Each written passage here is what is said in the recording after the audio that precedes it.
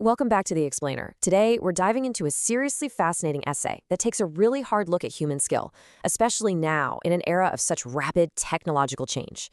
I mean, we talk constantly about automation and AI, right? But today, we're actually gonna slow things down. We're gonna ask a fundamental question. How does deep, lasting mastery actually transfer between humans?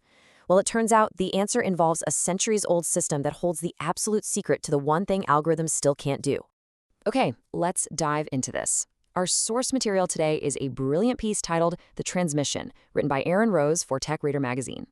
Rose sets out to examine exactly how unwritten knowledge truly moves between generations. For the vast majority of human history, this transmission was slow, it was deliberate, and it was always strictly in person. And Rose makes this compelling argument that our blindingly fast modern tools haven't made this old system obsolete at all. Actually, they've just made its true value newly visible to us. So, to really get a handle on this, the essay transports us back to a European city in the early 1400s. Just picture this for a second. A young guy named Thomas arrives at a master glassmaker's workshop. Now, he's carrying absolutely nothing of practical use. He doesn't know how to blow glass, he doesn't know any of the secret formulas for color, he has zero feel for that precise temperature where silica just fundamentally transforms. But what Thomas does have is permission to be present. He has a master who is simply willing to let him watch. So what does Thomas do? He sweeps the floor, he keeps the fire going, and most importantly, he watches the master's hands. If you look at medieval guild apprenticeships across Europe, they typically lasted a staggering 7 years. 7 years. Just imagine telling a 23-year-old today that they literally have to sweep floors for 7 years before they can even touch a keyboard. It's wild, right? We often look back at that old guild system and just assume it was purely about gatekeeping. But the essay points out it was actually solving a genuinely hard problem. That 7-year timeline, it wasn't just some arbitrary number. It was the exact amount of time required for a young apprentice's nervous system to slowly recalibrate through pure, unadulterated proximity to expertise. If you compress that time, something essential just completely fails to transfer. Now, what's really interesting about this slide is the specific phrasing here. He was not yet equipped to explain it. When Thomas was watching his master, observing the exact angle of the blowpipe or that almost imperceptible pause before the glass gather was pulled, he wasn't being handed an instruction manual. The master definitely wasn't standing in the heat of that shop shouting out rigid rules. Instead, Thomas was slowly, deliberately learning how to see. He was absorbing a standard of quality.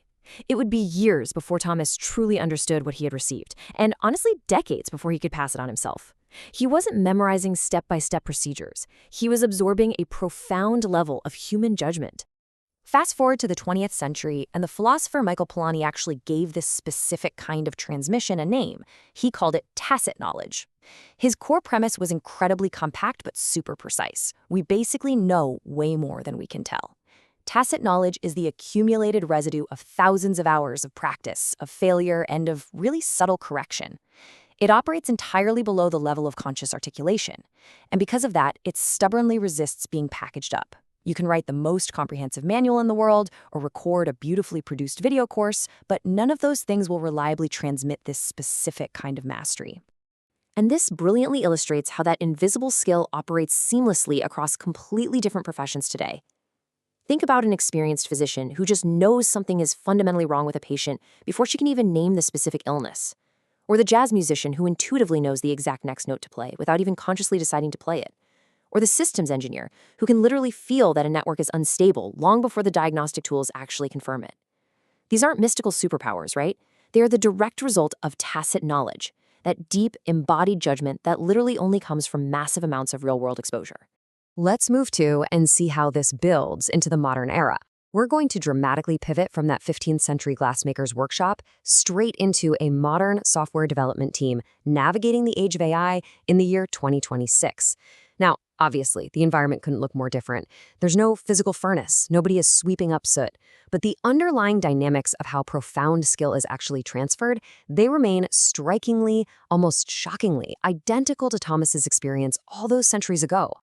So the essay introduces us to two developers. First up, there's Ethan. Ethan is 23, fresh out of college, and man, he is fast. He uses AI tools to practice what's called vibe coding, basically describing a problem in plain language and just watching the digital scaffold instantly appear. He can build in 20 minutes what used to take an entire afternoon. On the flip side, we have Hank. Hank has 22 years of hard-earned experience. He uses the exact same AI tools, and he uses them fluently. But in code reviews, Hank doesn't ask if Ethan's code executes. He knows the AI already made sure of that. Instead, Hank asks if it's the right thing to build.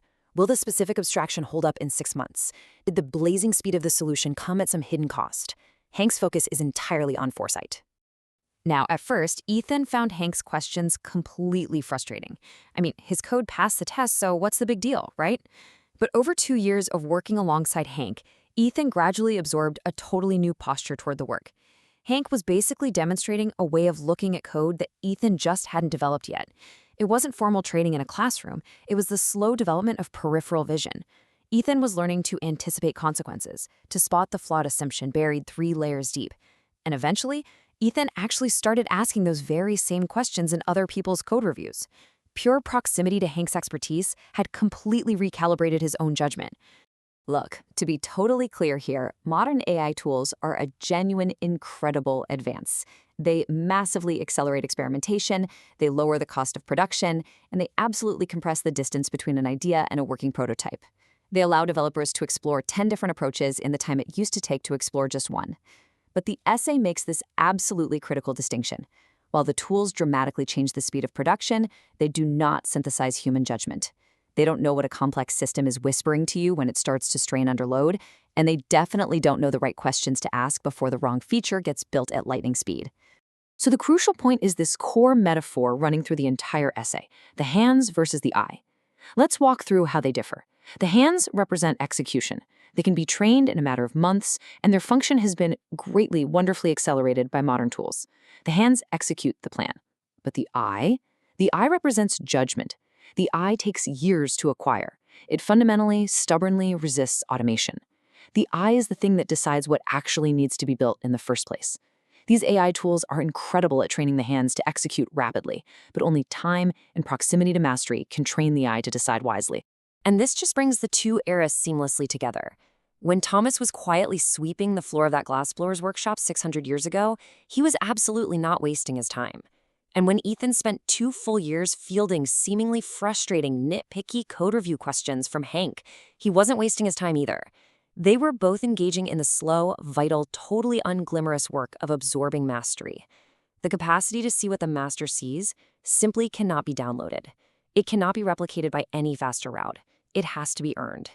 As the essay so powerfully states, the work that looked like waiting was the work. Which leaves us with this final, incredibly provocative question. Will judgment remain the last human moat? As literally every cognitive tool in human history continues to automate something that previously required hard human effort, judgment, that unique capacity to decide what matters and what is actually good, has resisted. Whether that resistance holds up is something we are all going to have to navigate together. So I want you to think about your own field, your own daily skills. Where are you relying strictly on your hands, and where are you actively cultivating your eye? Thank you so much for joining me for this explainer. Keep learning, keep asking the hard questions, and I'll see you next time.